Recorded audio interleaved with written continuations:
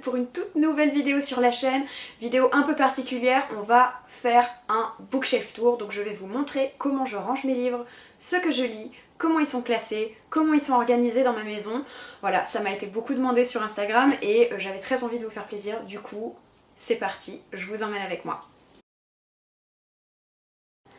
Pour commencer cette vidéo comme il se doit, laissez-moi vous présenter ma bibliothèque principale, donc la bibliothèque qui trône fièrement derrière moi quand je filme mes vidéos ou quand je vous parle sur Instagram.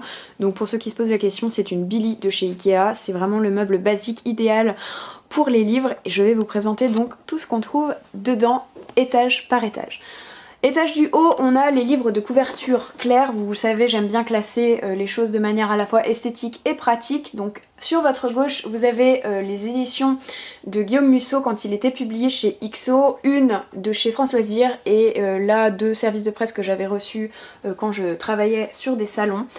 Avec devant ce petit livre que j'aime d'amour, Oxymore mon amour, qui est un livre sur la langue française que j'aime beaucoup. Une petite cloche, Esprit La Belle et la Bête. Ici on a encore quelques ouvrages de littérature contemporaine, littérature générale. Là on a les écrits polémiques de Céline, c'est un ouvrage qui n'est pas sorti en France et que j'avais acheté dans une librairie qui m'avait été offert mais qui vient d'une librairie au Québec. Ici on a l'intégrale de L'Ombre du Vent avec le dernier tome qui est sorti chez Actes Sud il y a 2 ou 3 ans.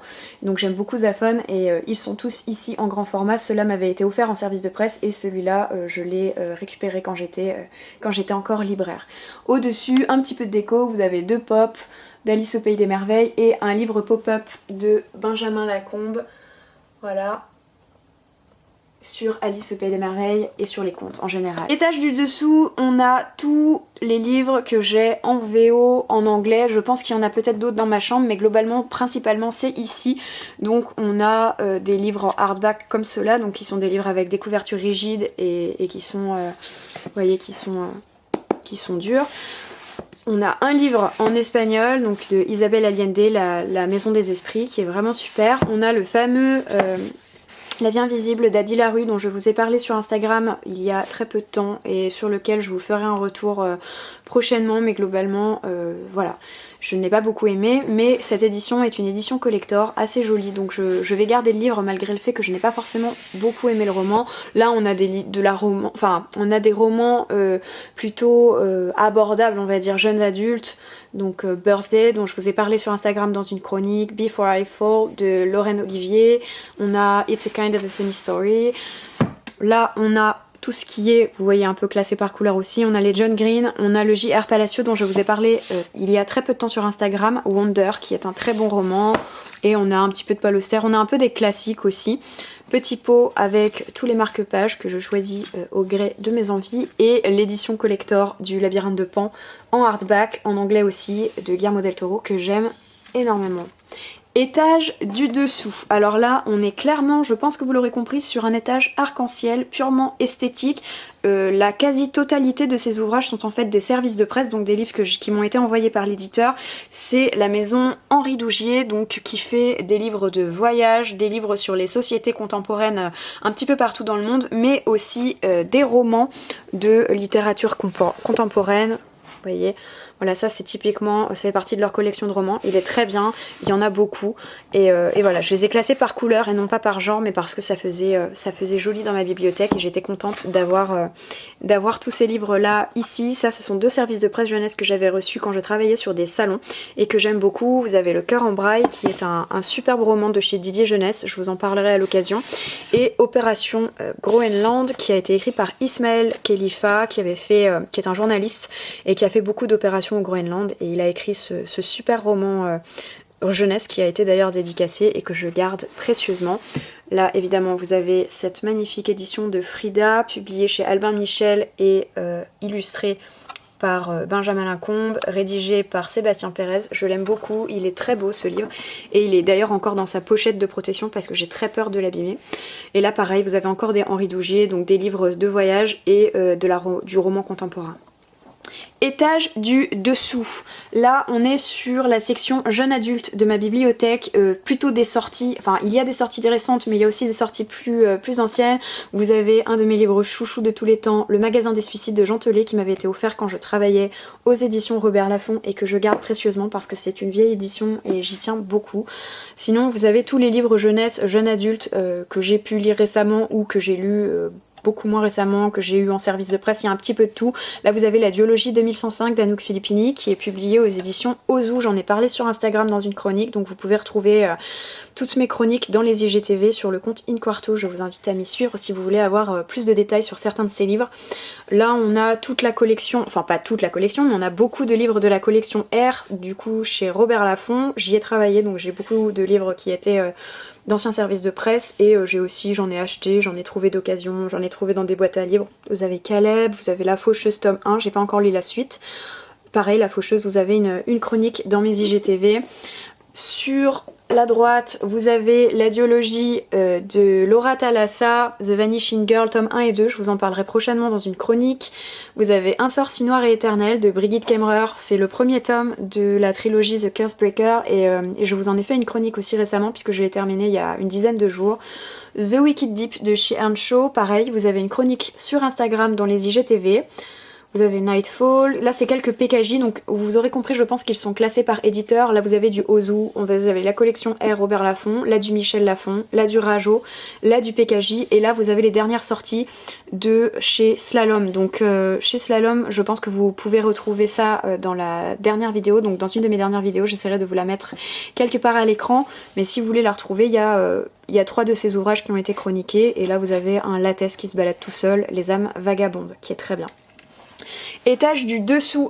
Sur la gauche, vous avez les Gallimard Jeunesse, donc vous avez La Passe Miroir, tome 1 et tome 2. Enfin d'ailleurs ils sont pas dans le bon sens parce que le tome 1 est là et le tome 2 est là, mais passons. Vous avez les Timothée de Fontbelle que j'adore, donc Toby Loneless, tome 1, tome 2 et le livre de Perles, et vous avez les 2 premiers tomes de Multiversum, qui est une saga, on va dire fantastique, fantasy, jeunesse, qui est plutôt pas mal, mais j'ai pas lu le dernier tome parce que je ne l'ai pas et je sais pas, j'ai pas lu le reste, donc voilà. De ce côté, je vous remets la petite illustration qui doit être là normalement. Ça c'est une illustration qui m'a été offerte par une petite créatrice qui s'appelle Lolly Pumpkin. Je vous mettrai sa boutique en barre d'infos si ça vous intéresse. Elle fait des illustrations et des marque-pages. Là vous avez du Mechabot, donc j'en suis pas très fière, mais j'aimais beaucoup Mechabot quand j'étais ado et je les ai gardés, donc c'est Miss Lagaffe. Et là vous avez un service de presse de Barbara Di qui m'a été envoyé ce mois-ci ou le mois dernier, je ne sais plus, qui s'appelle Éternité, qui est un très bon roman, je l'ai chroniqué sur Instagram. Vous avez Le Passeur, la nouvelle édition du Passeur, qui a été publiée en médium poche chez l'École des loisirs en fait, et qui est un livre que j'adore et dont je vous parlerai aussi dans une chronique. Et vous avez La Maison des Morts, que j'ai également chroniqué si vous voulez en savoir plus. C'est un très beau hardback publié chez Milady. Étage ultime de cette bibliothèque, dernier étage avant de passer aux autres meubles. Là je pense que vous aurez compris qu'on est sur des poches, donc on a des poches un peu de tout en fait. On a de la littérature classique avec des auteurs de type Herman Melville, Albert Camus, William Golding, enfin vous voyez les classiques. On a un petit peu de science-fiction, dystopie, on a du Dan Simmons, du Guillermo del Toro, on a quelques livres de développement personnel qui se sont perdus par-ci par-là, un petit peu de littérature contemporaine, vous avez Anne-Gaëlle Huon qui est là par exemple, voilà globalement. On a aussi des livres plus que j'utilisais pour mes cours, genre Psychanalyse des contes de fées de Bruno Bettelheim. Et voilà, globalement c'est des classiques et un peu de littérature générale pour cette bibliothèque. Donc voilà, je pense que là vous avez l'essentiel de ce qui se trouve dans ce meuble. Vous voyez un petit plutôt classé par éditeur et par auteur. Donc voilà, vous avez l'intégrale de cette bibliothèque. Maintenant on va passer à la suite. Je vous emmène avec moi. Poursuivons avec le reste de ma bibliothèque qui se trouve de l'autre côté de mon salon. Donc là vous avez une grande bibliothèque avec le reste de mes grands formats et mes ouvrages jeunesse. Je vais vous montrer, comme pour l'autre bibliothèque, étage par étage, ce qu'on peut y trouver. Donc tout en haut, vous avez l'intégrale de Dumas dans une vieille édition à laquelle je tiens beaucoup et qui m'ont été offerts et que je garde précieusement, ainsi que des livres grand format, hors format même on pourrait dire, de Benjamin Lacombe, puisque vous le savez c'est un illustrateur dont j'aime énormément le travail. Comme ils ne rentrent nulle part parce qu'ils sont particulièrement grands ou particulièrement fragiles, ils sont mis comme ça en évidence, un peu comme des tableaux, et j'en suis très contente. Étage du dessous, là on est sur des poches, encore une fois, donc on a un petit peu de tout. Donc derrière cette magnifique édition de Métaphore je vous aime, qui est un livre encore de langue française que j'aime beaucoup, vous avez le reste des Musso qui se trouve là, le reste des Aphone, vous avez du Sophie Kinsella, donc qui sont, vous savez, Confession d'une accro au shopping, des David Nichols. On a également quelques poches jeunesse qui se sont perdues là, soit des livres que j'ai lus pendant mes études, genre Peter Pan ou Émile et les détectives, soit des dérivés du monde d'Harry Potter, genre les animaux fantastiques, les contes de Biddle le Barde. Et ensuite vous avez un poche juste ici, qui est un recueil de livres un recueil d'histoires horrifiques, on va dire, qui était publié chez Harlequin, que j'avais trouvé chez un bouquiniste. Un livre de développement personnel pro qui est là, et je ne sais pas ce qu'il fait là d'ailleurs. Et là, on a de la littérature, on va dire, un peu plus sérieuse. On a les mémoires de Gaulle, du Tolstoï, du Dostoïevski, et un petit peu de littérature, on va dire, classique. Là, évidemment, vous avez quelques petits goodies. Monsieur Dobby qui est là. Les contes des enfants fichus que je vous ai présenté dernièrement dans ma vidéo sur les ouvrages d'Halloween, que je vous remontre juste ici, d'Edouard Gorey, publié aux éditions du Tripode. Étage du dessous, on est sur tout ce qui va être thriller, policier, livre noir. On a du Patricia Cornwell, du Mary Giggs Clark, on a également du John Grisham, du Michel Bussy. On a du Dan Brown, évidemment, avec Da Vinci Code, Angers Démon, Deception Point, Le Symbole Perdu. Et on a quelques vieilles éditions aussi, France Loisirs, donc d'ouvrages policiers ou de thrillers que j'aimais bien lire il y a quelques temps et que je garde aussi précieusement. Étage du dessous, je pense que je consacrerai une vidéo complète à ma collection d'ouvrages et d'albums jeunesse, parce que j'en ai beaucoup et que c'est pas trop le sujet ici, mais globalement de ce côté-là vous avez les ouvrages de Benjamin Lacombe. Quasiment tout là c'est que du... tout là c'est que du Benjamin Lacombe, et là c'est tout ce qui est conte et illustré, donc on a un petit peu de tout. On a du Valeria Docampo, on a du David Litchfield, on a on a un petit peu de tout en fait, donc je vous montrerai ça dans une vidéo dédiée à ma collection jeunesse si ça vous intéresse. Dites-moi ça dans les commentaires d'ailleurs.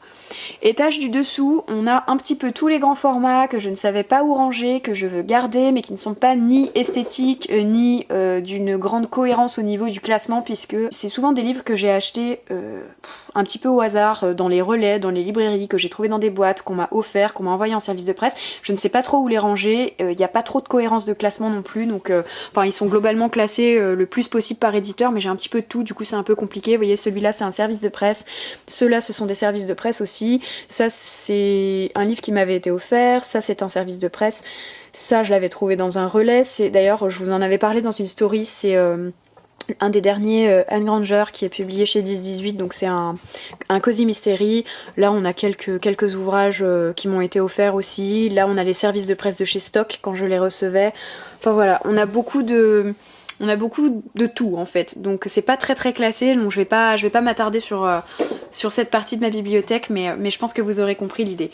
Et tout en bas, pareil, c'est encore des livres qui ne sont pas forcément classés, mais qui se trouvent là, que je ne sais pas où ranger. Là ils sont un petit peu classés par couleur ou par collection en fonction. Il y a un petit peu de jeunesse, jeune adulte, d'anciens services de presse en littérature générale, mais principalement de la littérature générale.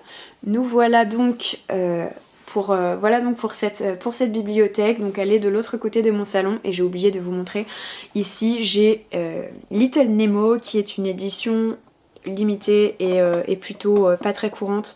C'est un recueil en fait de Little Nemo de Winsor McCay, qui était un petit peu un maître de la BD en son temps, et du coup les éditions Taschen ont réédité l'intégrale des aventures de Little Nemo dans des formats comme ça qui ne rentrent dans rien. Enfin je sais pas si vous verrez par rapport à la taille de ma main, Mais voilà, c'est un livre immense que je ne sais pas où ranger ailleurs que là et qui du coup trône fièrement sur ce bar en attendant que je lui trouve une place un petit peu plus adaptée. Voilà pour cette bibliothèque, on va passer à la BD. Pour terminer cette vidéo, voilà la tour qui contient les quelques BD que je possède. Donc il n'y a pas tout parce que... Enfin là vous n'avez pas toutes nos BD à la maison parce que mon conjoint a également des BD à lui mais que je ne vous montrerai pas parce que ça lui appartient. Et voilà, mais globalement on a un petit peu de tout, c'est un peu comme le reste. C'est classé par éditeur dans l'ensemble. On a l'éditeur Petit à Petit, on a du Dargo, on a des humanoïdes associés, on a du Soleil, Ankama, voilà, on a aussi beaucoup de BD indépendantes qui se trouvent un petit peu disséminées par-ci par-là. On a quelques grandes séries un peu connues, genre Black Sad, on a l'intégrale ici et les tomes au détail. On a Psycho-Investigateur de Benoît Dahan. Là c'est des one-shots de chez Sarbacane qui sont des BD sur le jazz comme Météor Slim que vous avez juste là-haut, qui ne sont plus disponibles je crois mais qui sont de très belles BD. Sarbacane a de belles, très très belles choses en bande dessinée.